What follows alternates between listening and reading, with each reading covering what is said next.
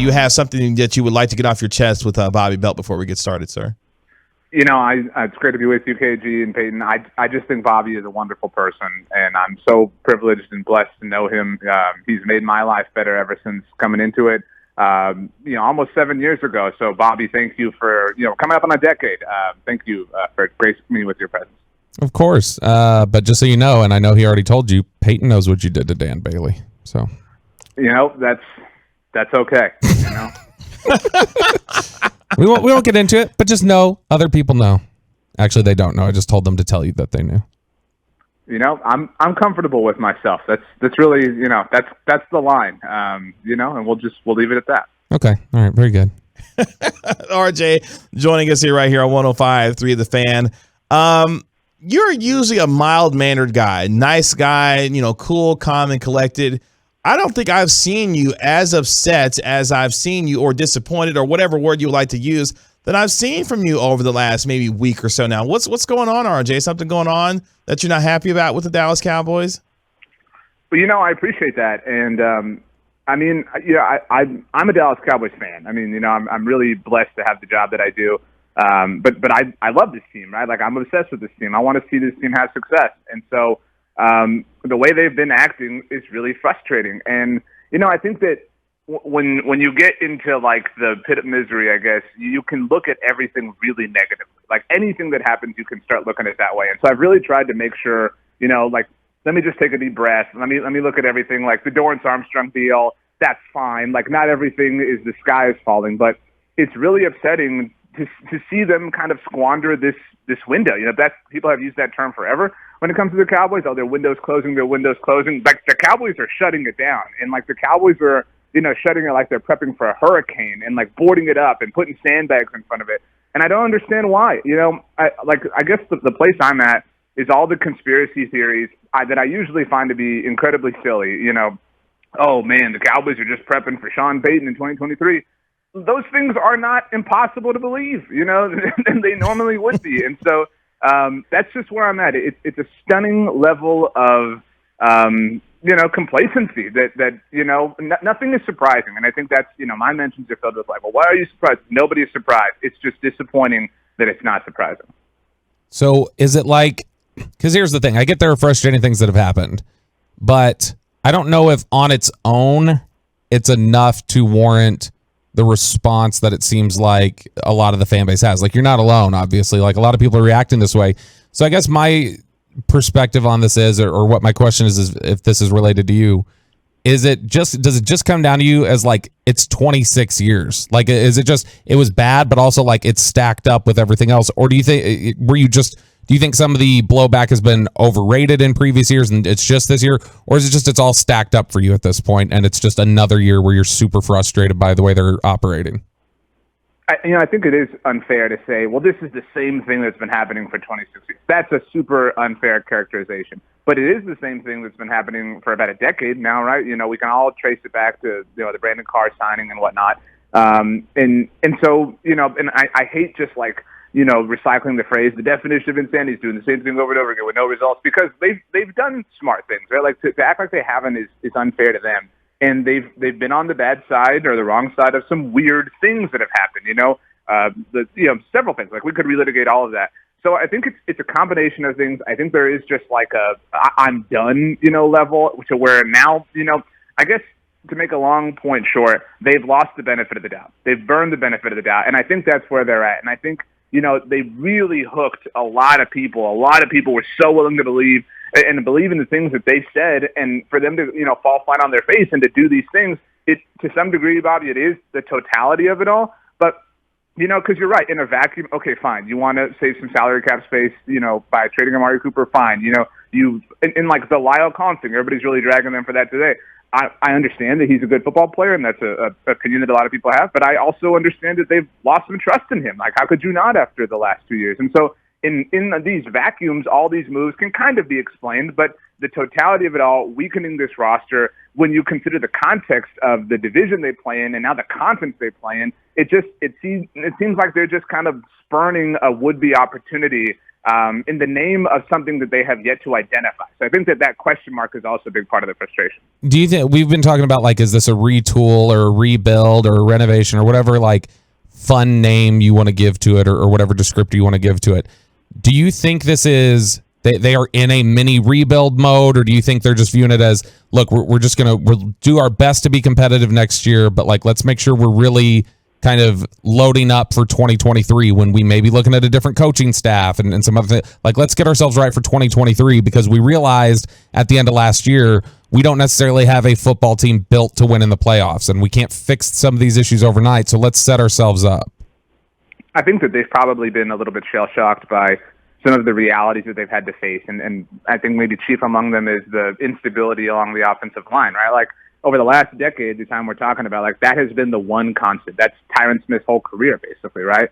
And so now they have to come to terms with, like, wow, this is different. And so I do think that they probably feel like, we're not as good. We do have to rebuild. We do have to kind of start from the ground up. We have to prep for next offseason. And that's the problem when you lose the benefit of the doubt for all potential reality. They are gearing up to spend big in free agency next year. They are, seeing 2023 as the reopening of their window. And so, maybe they feel like the fact that we play in this poor division means that we can kind of rebuild and be competitive at the same time. And if we win the division, you get in the tournament, you never know what can happen. And so there's logic to that, right? Like, that's not the dumbest thing that anybody would have ever heard. But again, when you consider the drought, when you consider the way last season ended, when you consider that every other team seems to be bucking that trend, or at least every other successful team, it's harder to take, and it becomes harder to swallow each and everything. It becomes hard to see Von Miller leave. And yeah, I get that they overpaid, and I loved your tweet yesterday about, the quote from the 4-year-old virgin, like,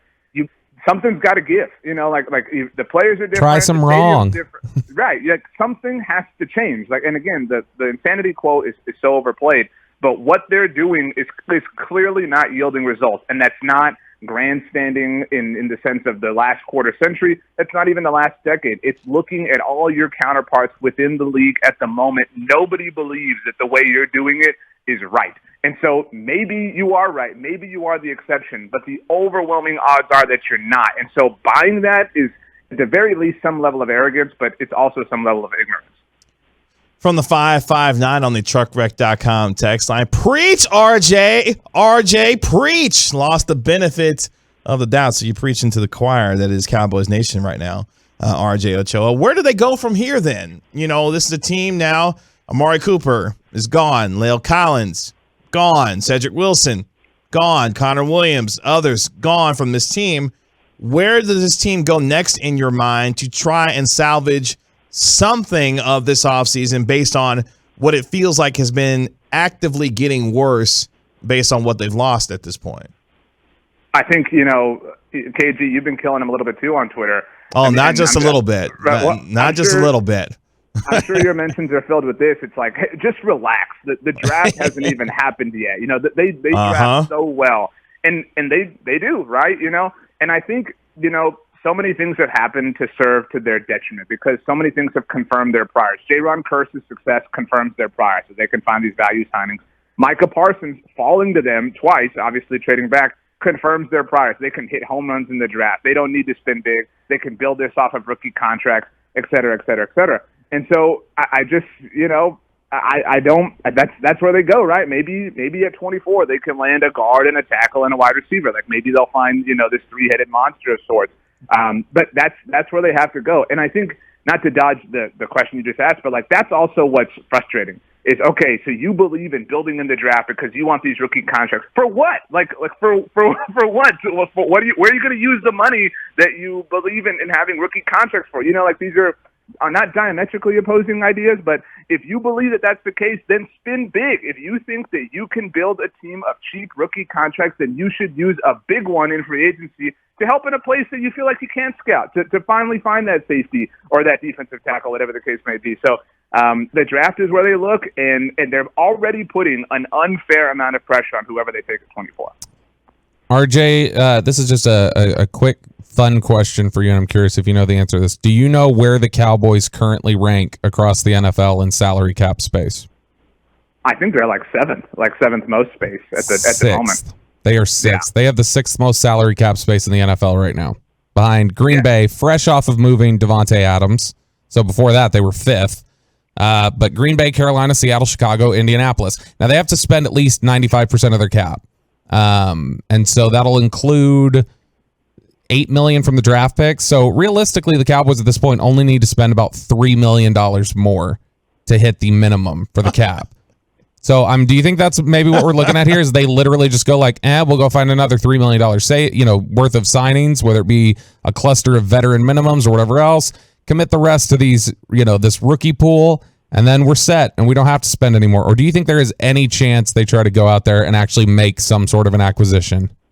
I don't see how there is. And I mean, there's obviously not one that is going to satisfy people. Not that that's, the motivation or anything, but I mean, like what is that move? Zadarius Smith? Okay. I guess that would get a little juice going. Bobby Wagner would satisfy some people, but I don't know that that's even why. What's the position? You don't have to give me that. What's the position you think they really need to go out and get a free agent for? Is it the defensive end? Is it they need to go get a guard? And, obviously they love to do their contingency plays, but where would you go? Like, at least get me somebody at this position. I mean, I'll flip it and ask you a question. Who do you have? You don't get to ask me questions. I'm in the interview chair. I have a question for Kevin. Okay. So fine, you can ask me. Go ahead. Who do you have the least amount of confidence in? Connor McGovern, Terrence Steele, Jabril Cox, or Dorrance Armstrong? Because that's your answer. Dorrance Armstrong. I do anyway. Connor McGovern for me. Okay. All right. So it's guard or defensive end probably. Right. I mean, and that's what it's going to be. We're going to we're 6-7 weeks away from the hype campaign for all of these dudes. And if they don't add a wide receiver, because we didn't even mention that. I mean, we're 8 or 9 weeks away from a training camp report that the Cowboys are going to consider lining Tony Pollard up at wide receiver to help alleviate the loss of Amari Cooper. They want to put him in the slot. Tell me that that's impossible. No, that actually does. I'm laughing because that does sound like the breathless article come July of the new plan that the Cowboys have for Tony Pollard to, blah, blah, blah. It's like, oh gosh. Yeah, that actually does. That's probably what it is. And that just made me really sad hearing that. I mean, that's what I'm here for. But I think, this week they started obviously behind the 8 ball from a public perception standpoint. And the Randy Gregory-ness, however anybody feels that went, and you did some outstanding reporting, Bobby, that didn't help. That doesn't help the idea that they are, that they've got this. You know what I mean? And so, and I think that where that makes this offseason unique is, you ask are they just going to spend $3 million more? We know beyond a shadow of a doubt that they were willing to spend that money. So if they don't, why didn't they? And I'm not saying blow money to blow money, but you were willing to spend that money in the name of bettering your football team. And so why weren't you able to kind of come to something on your feet after Randy Gregory left for Denver? You can find him on Twitter at RJ Ochoa. He is the managing editor for SB Nation's blog and the boys, and of course, friend of 105 through the fan. RJ, as always, appreciate the time. Go get some ice cream or something, man. Go calm down, okay? I will, and I won't eat it like the monster. I knew you were going to say that.